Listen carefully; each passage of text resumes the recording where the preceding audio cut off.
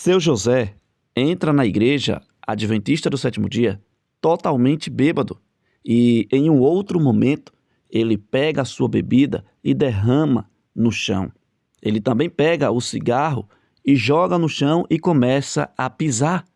Seu José cai de joelho e, a partir daquele momento, seu José se tornou um grande líder da igreja adventista do sétimo dia. Acompanhe aí esse testemunho com o pastor Raimundo Gonçalves. Veja só. Uma vez trabalhando em Joinville, Santa Catarina, olha que história interessante, você perceber que eu gosto muito de história, para ilustrar o sermão, para mostrar como Deus opera. Eram 30 noites de evangelismo, tema Daniel e Apocalipse.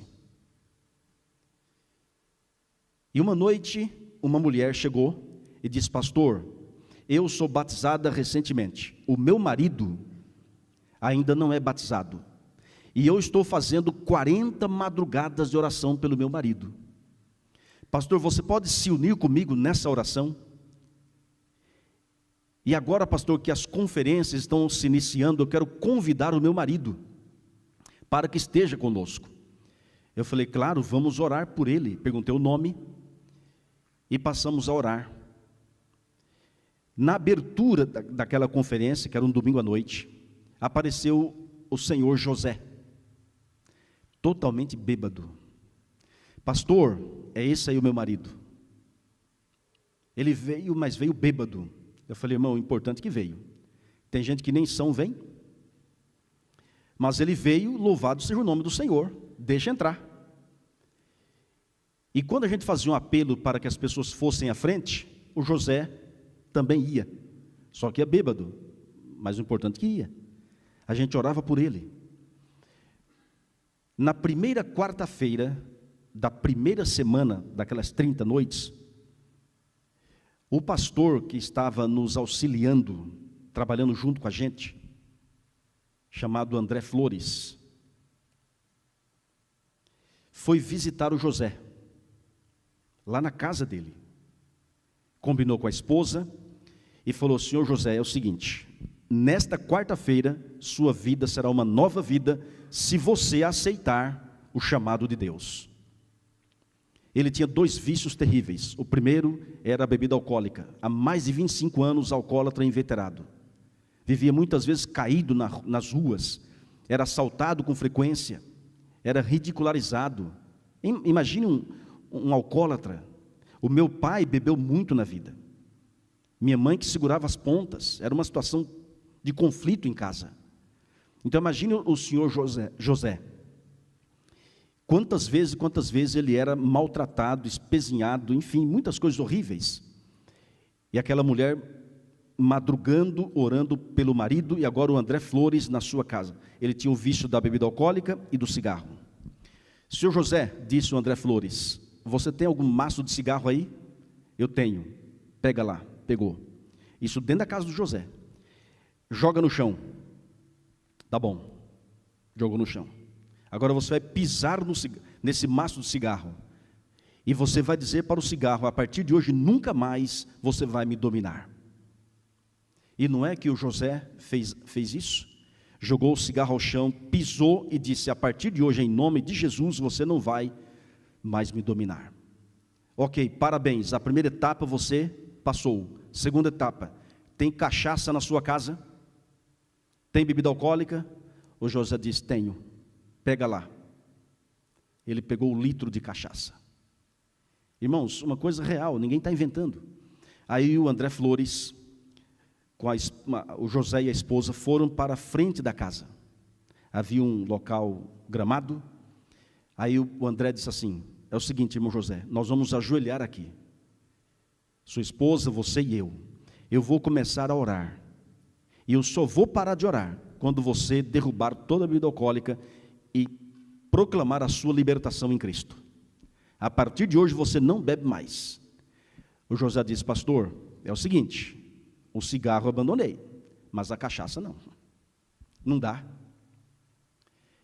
E dizia: aqui que eu afogo as minhas mágoas, aqui que eu me refugio, já tentei inúmeras vezes, não consegui, E o André disse assim: você vai conseguir hoje em nome de Jesus. Irmãos, se ajoelharam. E o pastor André começou a orar. E o rapaz nada de decidir. O André disse: eu não vou sair aqui da oração ajoelhado enquanto você não tomar a decisão. E eles passaram um bom tempo, não sei quanto tempo eles passaram ajoelhados, até que o José derrubou a cachaça. Gente, a partir daquele dia, o José nunca mais bebeu. Nunca mais. Frequentou todas as noites. No final, no batismo dele, o tanque batismal era um local alto, ele convidou mais de 30 pessoas para assistir o seu batismo. Foi coisa linda, maravilhosa. Recentemente encontrei o pastor André Flores. Recentemente, semana passada, encontrei o pastor André Flores. Falei: pastor, e aí? Você se lembra do José? Ele disse: como vou esquecer? Claro. Tem notícia dele? Pastor, está firme na fé. Ele é um dos líderes da igreja adventista lá em Joinville. Amigos, isso é o maior milagre que pode acontecer na vida de um ser humano. A obra do Espírito Santo é nos convencer do pecado, da justiça e do juízo. Mas antes da gente se aprofundar nessas três coisas que eu quero nessa noite conversar com você, estudar com você, eu quero analisar um detalhe interessante. Presta atenção. João 16, verso 7. Jesus disse: mas eu vos digo a verdade, convém-vos que eu vá, porque se eu não for, o Consolador não virá para vós outros. A minha pergunta é: Jesus ia para onde? Nesse episódio, Jesus ia para o céu. Convém-vos que eu vá para o céu, porque de lá ele veio. Ele veio, nasceu de uma virgem, viveu 33 anos e meio, foi tentado em todas as coisas, nunca pecou nem em pensamento. Jesus é o cordeiro sem mancha. Sabe aquele cordeiro que era morto no santuário terrestre? Aquele cordeirinho que era morto no lugar do pecador, lá no santuário terrestre, descrito no Antigo Testamento, tipificava, apontava para o Cordeiro de Deus, para o Senhor Jesus, que daria a sua vida por mim, por você, por todos nós. É por isso que João Batista, que estava batizando as pessoas no Rio Jordão, viu Jesus que vinha para ele e disse assim: eis o Cordeiro de Deus que tira o pecado do mundo. Então Jesus foi e é perfeito. O cordeiro que era oferecido no lugar do pecador não poderia ter mancha, defeito físico, porque apontava para aquele que seria perfeito. Jesus não poderia ter cometido nenhum tipo de pecado, senão não poderia ser nossa oferta perfeita, senão não poderia morrer em nosso lugar e nos libertar da maldição do pecado. Jesus foi tentado em todas as coisas à nossa semelhança, mas nunca pecou. E após 33 anos e meio de vida nessa terra, deu a vida na cruz. Pendurado entre o céu e a terra, derramando o seu sangue, coroado com uma coroa de espinhos, havia levado 39 chicotadas nas costas. Imagine a cena sanguinolenta. Imagine aquele linchamento sanguinário que se transformou no maior espetáculo de amor que o universo já presenciou. Como disse John Stott, um escritor: se você quiser uma definição de amor, não vá ao dicionário, vá ao Calvário. Porque foi na cruz que Deus demonstrou o maior amor ao ser humano. Ali aconteceu a maior batalha. Ali foi revelado toda a malignidade de Satanás e toda a bondade e amor do nosso Deus. A cruz, irmãos, deve ser exaltada. Eu não digo a madeira, mas o que aconteceu ali, a mensagem da cruz. O Rei do Universo pagou o preço. O Rei do Universo nasceu, viveu, morreu por você, derramou seu sangue por você. Se você não tivesse valor, Jesus não teria morrido por você. Em nós mesmos não somos nada, mas em Cristo somos tudo. É Ele que faz a diferença em nossa vida.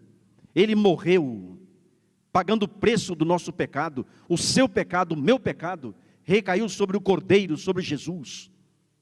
Morreu, foi sepultado, e ao terceiro dia ressuscitou.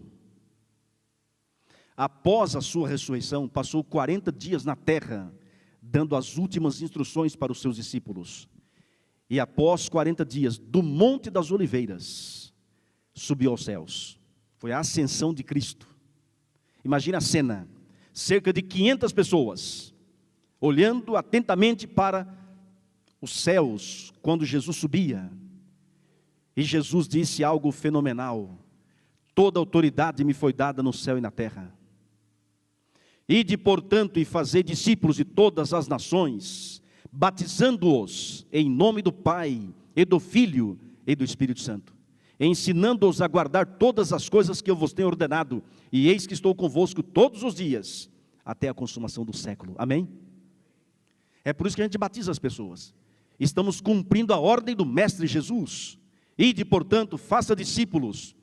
Como eu venci na cruz, toda autoridade me foi dada no céu e na terra. Eu paguei o preço, eu venci. Você sabia que na cruz Jesus exclamou: está consumado?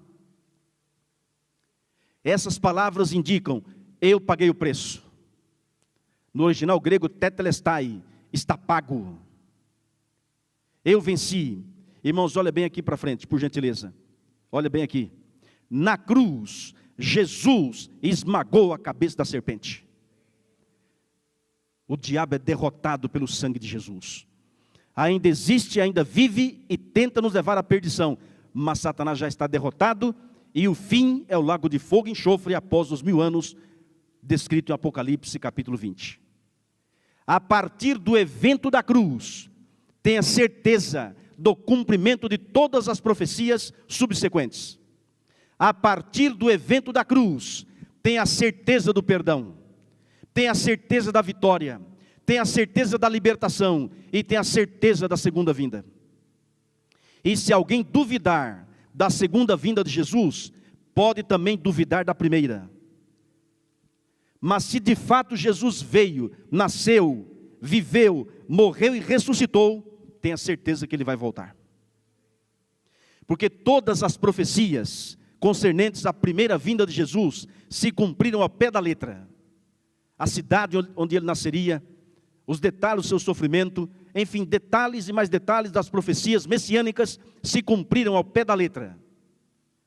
E agora, meus amigos e minhas amigas, todas as profecias que diz respeito à segunda vinda estão se cumprindo diante dos nossos olhos.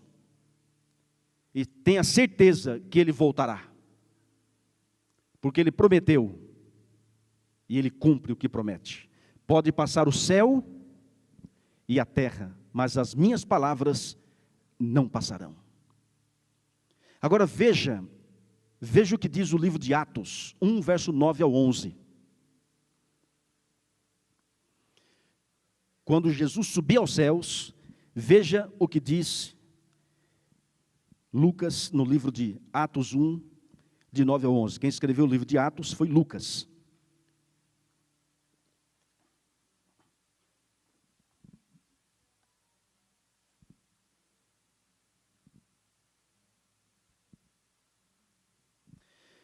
O livro de Atos, capítulo 1, verso 9 até o verso 11. Está escrito assim: ditas estas palavras, foi Jesus elevado às alturas à vista deles, e uma nuvem encobriu de seus olhos. E estando eles com os olhos fitos no céu, enquanto Jesus subia, eis que 2 varões vestidos de branco, 2 anjos, se puseram ao lado deles, eles disseram: varões galileus, por que estáis olhando para as alturas? Esse Jesus, que dentre vós foi assunto ao céu, olha a palavra assunto, virá do modo como viste subir. Até aí. Amigos, olha que coisa interessante. Quando Jesus subia aos céus, uma nuvem tampou Jesus. É uma nuvem de anjos. 2 desses anjos desceram e disseram: homens da Galileia, por que estáis olhando para as alturas? Esse Jesus, que dentre vós foi assunto ao céu, virá da mesma forma que vocês estão vendo subir. Jesus tinha e tem um assunto a tratar no céu.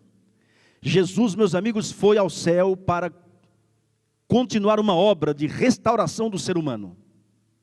O que aconteceu na cruz foi perfeito e completo, mas o que acontece hoje é algo tão fenomenal que Jesus está vivo para aplicar os méritos do seu sacrifício a todo aquele que crê e se arrepende por obra do Espírito Santo.